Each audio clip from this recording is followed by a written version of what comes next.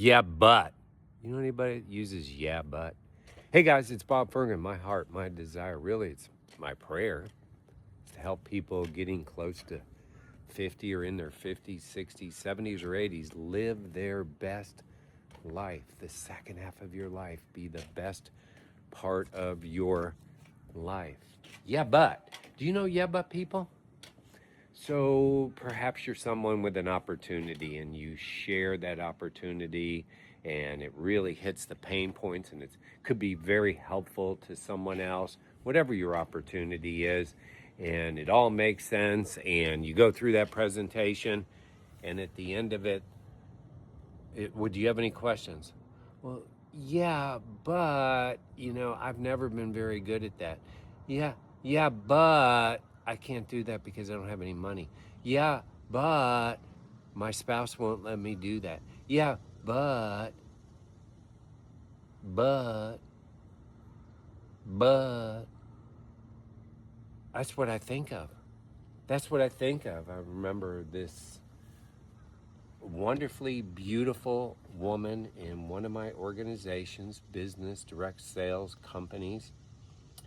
Great gal in every respect, tremendous mother, great wife, all that.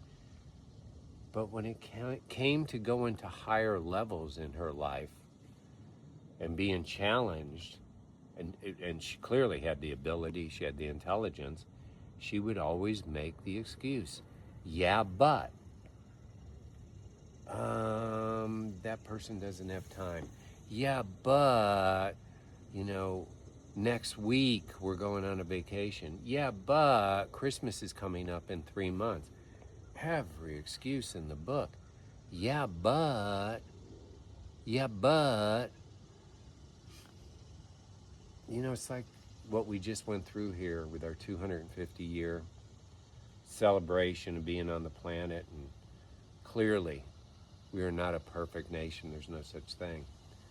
But we're a pretty darn good nation. And people will say, yeah, but. All I can think of is that I don't want to be around your butt. I just don't want to be around your butt. Like employees. There could be a person who could get promoted regularly, but the reason they don't get promoted is because they'll lead their point of view with a but. Yeah, but. And all it is excuse making. And every one of us could come up with excuses. Nothing would be done. Nothing would happen in this great America, in this great world, if everyone was a yeah, but excuse person. Probably the biggest turnoff, and I have been in the people business for 55 years. That's a pretty good long time, right? So that means I've seen it all. I have seen people with immense talent, potential, ability destroy opportunities and things in their life because of their yeah buts. But an even bigger deal to me was people who had less talent, less ability, less God-given gifts, and their yes is their yes. They figure out a way. They don't make excuses. They look inwardly when something doesn't work out. They don't blame others, the government, their spouse, the weather, holidays. They don't. They just take responsibility. Don't you love being around people who are responsible and take responsibility and take accountability? Isn't it difficult to hear excuses from others? Well, here's the deal. That's like 80% of people aren't that fun to be around. And I'm not trying to be negative. You guys know this. You get on the elevator with some people, it goes up. Their energy's up. They're positive people. They don't make excuses. They take accountability. They're responsible. And then you get on the elevator and here come the buts. Yeah, but. Yeah, but.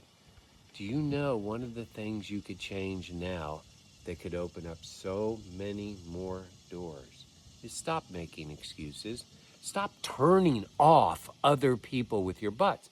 Let's say you have legitimate reasons for something. Someone presents something to you, or there's an opportunity, or you could meet new people, or any number of things that you've been making excuses for or buts for.